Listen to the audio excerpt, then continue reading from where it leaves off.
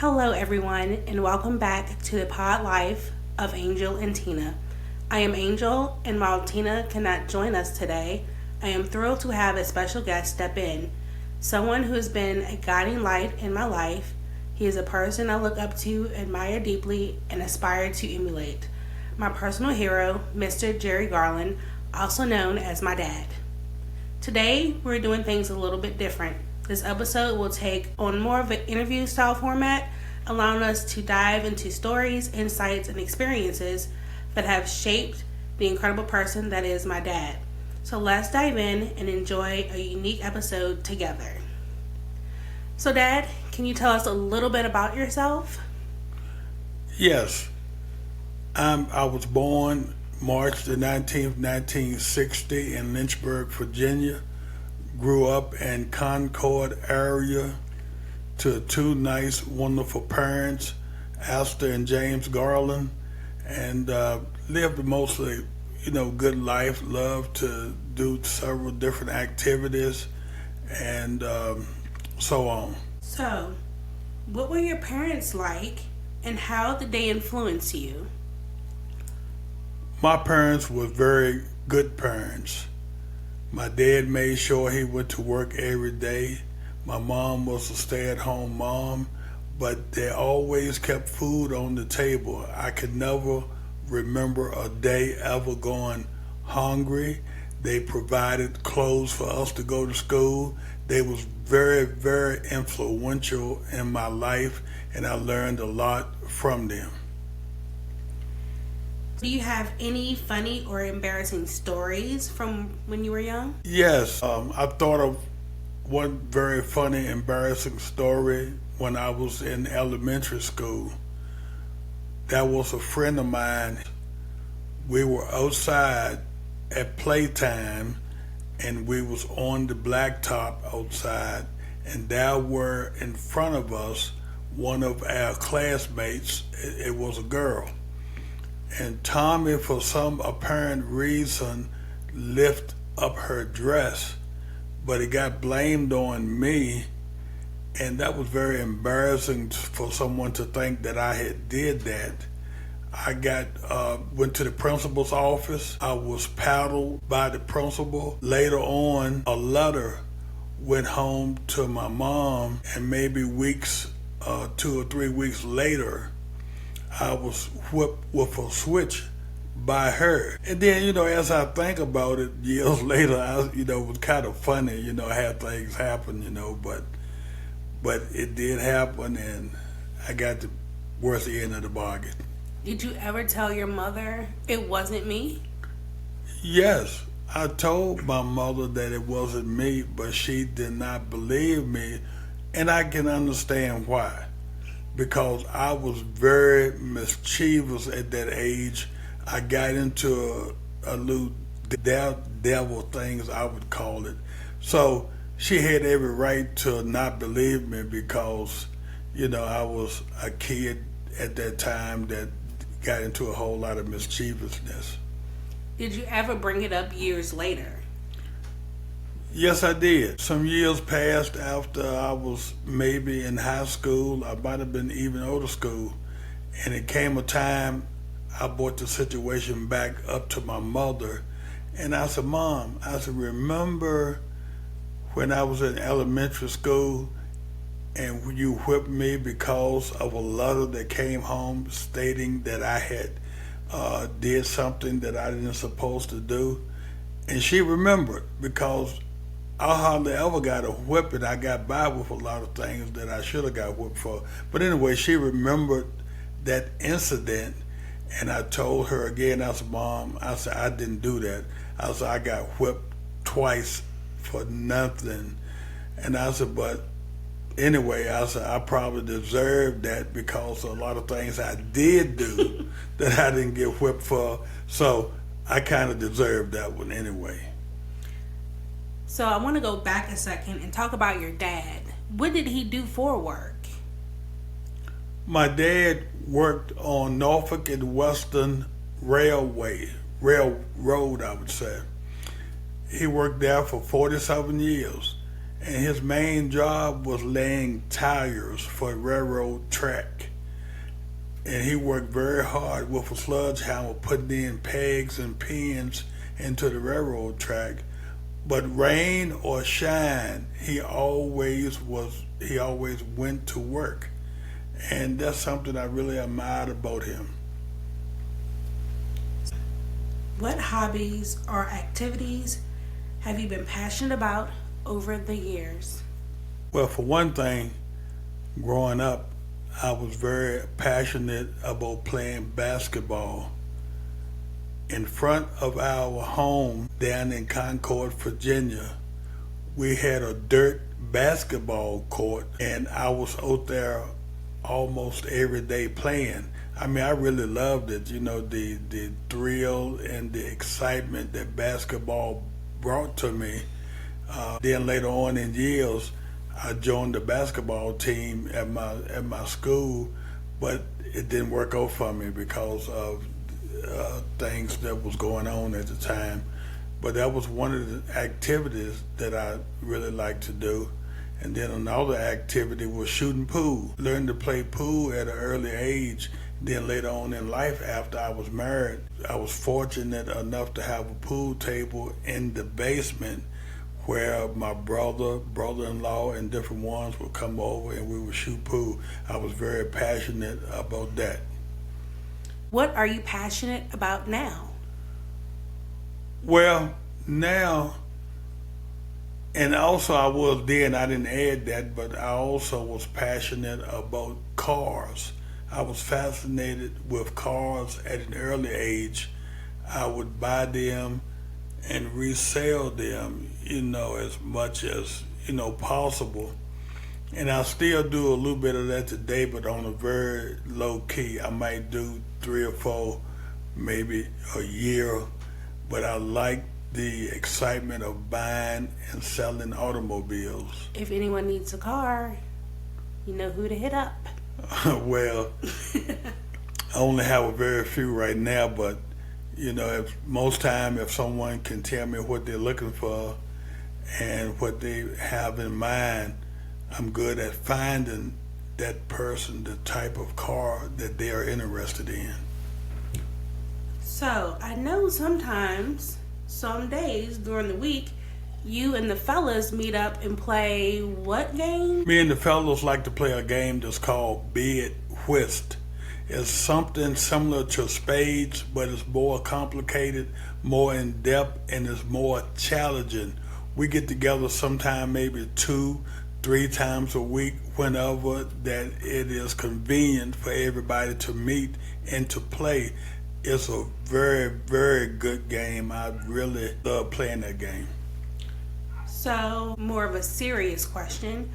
What does success mean to you?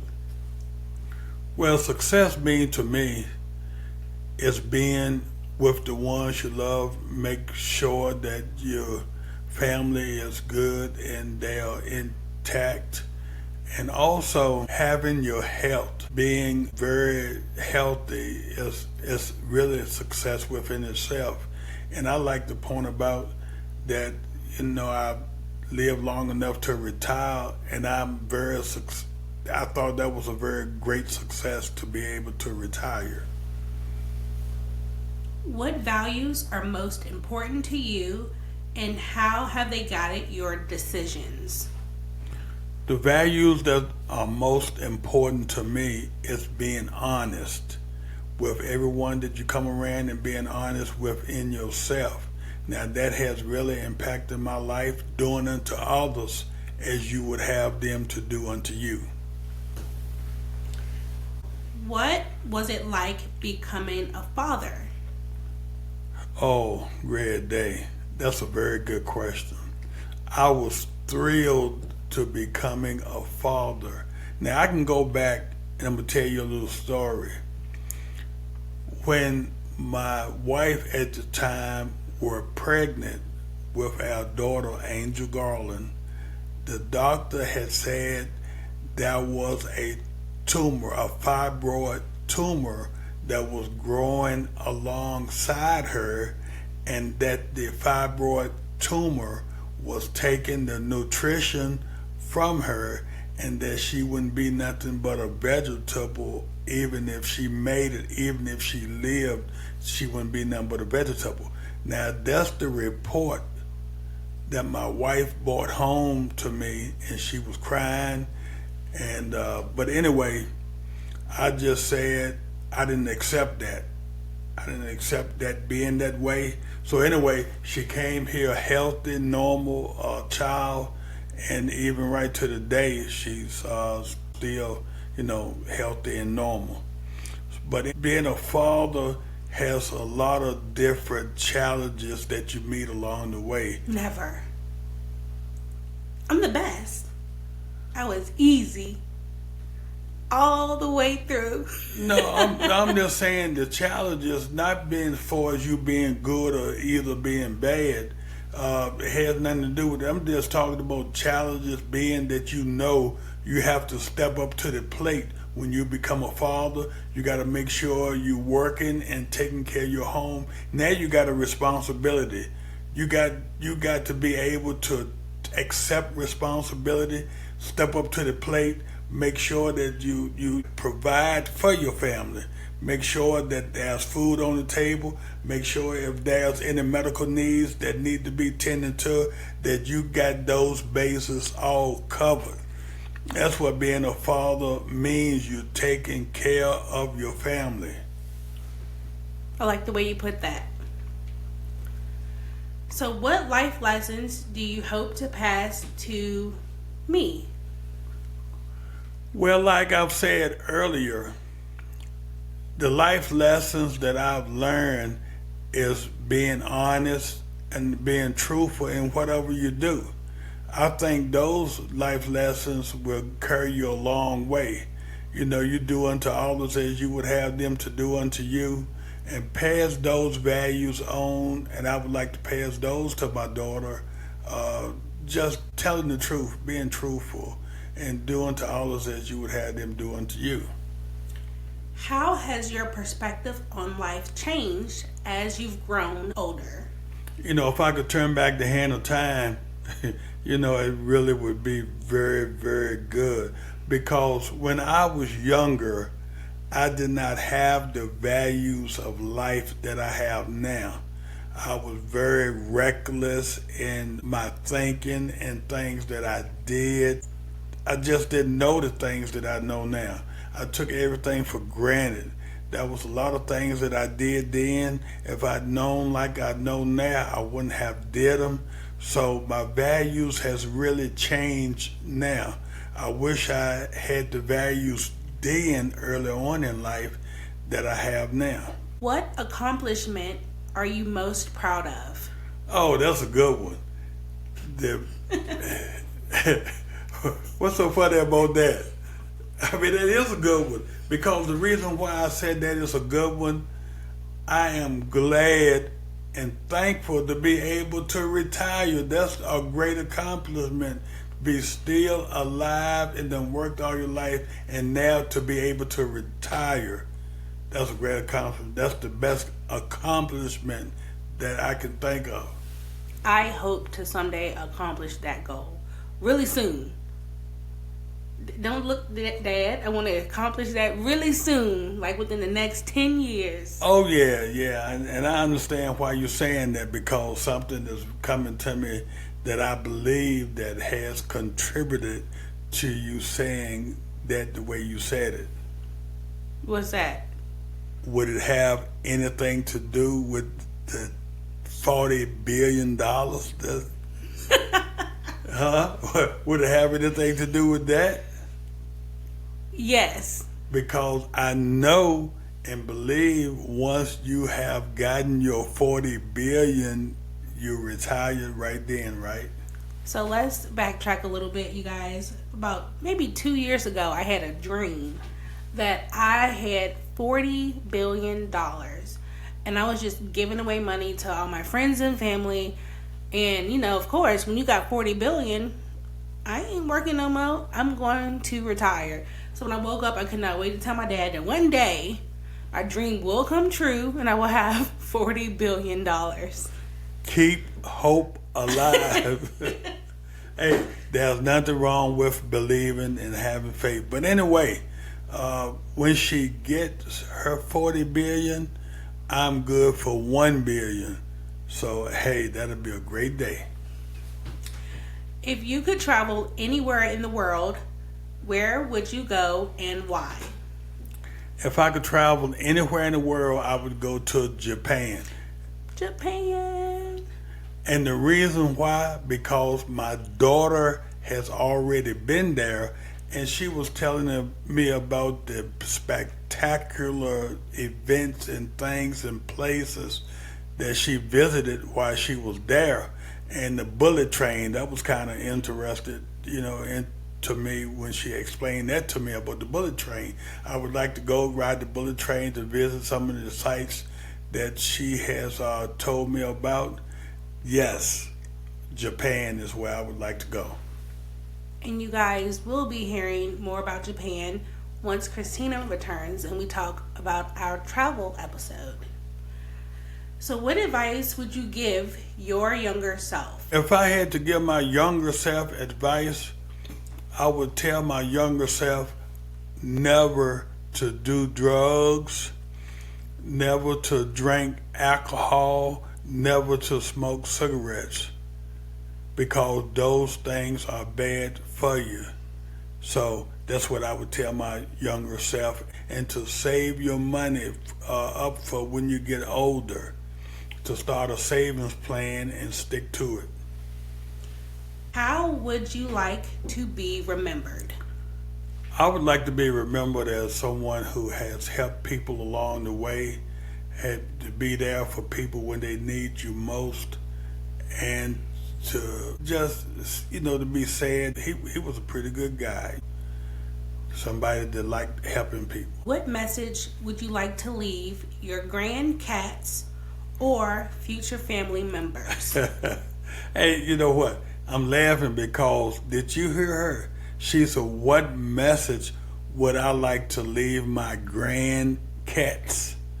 So when she said grandcats, she's talking about neighborhood cats that she's come attached to, and she feeds them every day. I know she spent a whole lot of money a month feeding those cats. They're her pride and joy. And I would like to leave the grandcats with this. Stay from under cars. Stay out the way of automobiles. Because there have been several of the grandcats that's not so grand anymore. They got ran over by the cars and they're not here anymore. So I would like to tell them stay out the way. So I feel sorry for them because one of them was my grandcat, my favorite cat got ran over by a car because they said he was underneath the car when they started up. But anyway, future family generation, I would like to tell them to be good to each other, to be fruitful and multiply, and also to save their money coming up and not to drink, smoke, or do drugs. Well, thank you so much for coming to the studio and giving us your wisdom and your knowledge. And it's really nice just having you here with me today, Dad. Hey, thank you very much, but I'm not finished yet. I'd like to sing a song. Okay, go ahead. I'm just kidding. I want to hear the song now. You want to hear the song now? What is it? No, I better not do it. It was just a thought, but I'm not going to sing it now. Maybe next time. I'm going to save it for next time. I kind of want to hear it. Just give me like a little melody or something. Give you a little melody of it? Yeah. I got stage fright. I can't do it now. It won't come to me. So maybe next time, okay? Maybe next time. Well, thank you again for coming and dropping some wisdom and knowledge on us today. And I want to thank the listeners for tuning in. Again, you can find us on Apple Podcasts, Pandora, Spotify, iHeartRadio, and I made a mistake. I was calling it Google Podcasts, but it's actually YouTube Music. They have taken over. So I will be posting it on YouTube Music as well. Dad, did you have any last things you wanted to say to the audience today? Yes, I would like to thank the audience for listening. I hope you have learned something or got something out of what I've said, that it could be help you in your growth in life. So thank you for listening. Jerry Garland. Thank you so much, you guys. Have a wonderful week.